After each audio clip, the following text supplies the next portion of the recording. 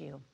Now to that warning from the CEO of Tyson Foods. Tonight, he says the U.S. food supply chain is breaking because so many workers who process meat have coronavirus. And farmers say their crops meant for schools and restaurants are rotting. This comes at the same time that food banks are running low and lines are long. As CBS's Manuel Bojorquez reports, it's because of a lack of a federal plan to distribute the food. When Florida farmer Sam Accurcio saw demand from the food service industry plummet, he did what he could with the tomatoes that were ripe for harvesting. So we've just been giving them away what we can, but we just simply have too much. People could be living off of what we have to throw away.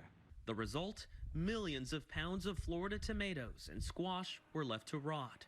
In Idaho, farmers are putting out potato pyramids for people to take. In the Midwest, dairy farmers have dumped millions of gallons of milk. The cruel irony is all of this is happening while Americans wait in long lines for food donations. 120,000 people a week at the San Antonio Food Bank. It is criminal. It's a shame that food should never go to waste. Farmers and food banks had pleaded with the U.S. Department of Agriculture to connect the oversupply with the growing need.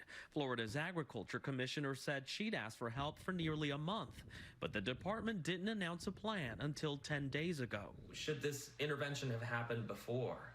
We needed to have acted sooner because it's put stress on charitable organizations like the Feeding America food banks that our inventory is running out. And until the federal program catches up, some farmers say they will still have to euthanize livestock and chickens. We reached out to the USDA, which said it's working as quickly as possible and plans to start purchasing food for distribution by the end, or actually over the next week. But given the current disruptions, one expert we spoke with warned that some grocery stores could start to see meat shortages by the end of this week. Nora? Quite a warning there. Thank